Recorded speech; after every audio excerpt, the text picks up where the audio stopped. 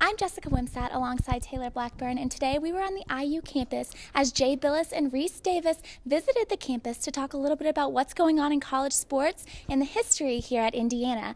Now, Taylor, one of the things that Jay touched a lot on was the amateurism in college sports and whether or not these athletes should be paid, and he was pretty passionate about a lot of things that he said today. Yeah, definitely. He really did believe that they should be paid, and he thinks they really do deserve it. Not only that they should, but he really is passionate believing that they do deserve that. Yeah, and one of the things that he mentioned that I thought was a really good point is that this is a multi-billion-dollar industry that these athletes are contributing to, and they're the reason that this industry is so successful, and yet these athletes aren't getting paid at all. So here's a couple of quotes from Jay just about this issue that he talked about earlier today. Instead of this idea about, like, I probably made a mistake in the way I've dealt with this, but instead of talking so much about paying players, mine would be, why are they restricted?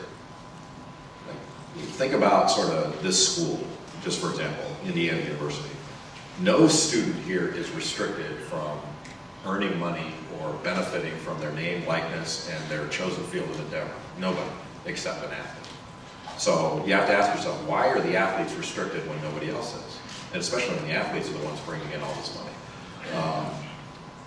And what is it? You know, we say we believe in the principle of amateurism, but there's really no principle to it. No athlete is a better, in my judgment, is a better student, a better teammate, or a better person by virtue of his or her amateurism.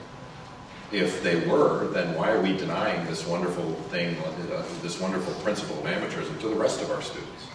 My nephew is, my brother's son, is the student body president at the University of Kentucky. He's on an academic scholarship there, so he's on the same scholarship that any athlete would be on. As the student body president at the University of Kentucky, he gets, he gets an office and a parking space at the administration building, but he also gets a parking pass that allows him to park anywhere on campus, which I would have loved in college. He gets 6 tickets to every football and basketball game, and he gets $5,000 a year in cash. Isn't that what got them in trouble with other students? I don't know, maybe not. But think about it. Think about it. They get, only worked here a month. So. But they get, so a regular student, my nephew's a regular student, who's performing service for the school, gets $5,000 in addition to a scholarship, and nobody says a word. It doesn't bother me. Now, if the people in the Commonwealth of Kentucky have a problem with it, they've certainly got redress for it. But it doesn't bother me. They pay their student journalists, they pay RAs, they pay a whole bunch of people. So why do we worry about athletes? Are we worried about competitive balance? Well, we can address those issues. Are we worried about, no. Well, and then you say, well, why can't we provide this? Well, it's not fair. We don't have enough money. Title IX, it's too complicated. This is a multi-billion-dollar enterprise here at this institution.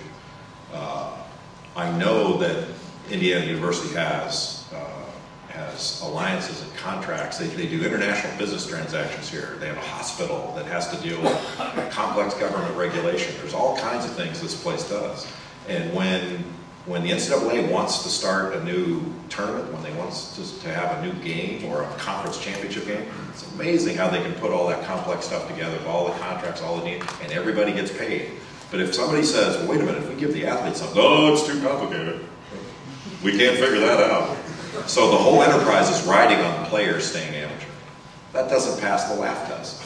And we have to sort of be honest about what this is before we can address it, because the players are starting to understand that this isn't right and isn't fair. Another aspect that Jay Bilas hit on was whenever College Game Day comes into the universities, they are just so proud to be able to show what they have to offer, academics as well as athletics. Right, and he talked, how he had been to so many places with College Game Day and how the atmosphere's been great at a lot of places. He mentioned Kentucky, he mentioned Butler, but here at Indiana especially, you can just sense it in the air that tomorrow's going to be an exciting atmosphere.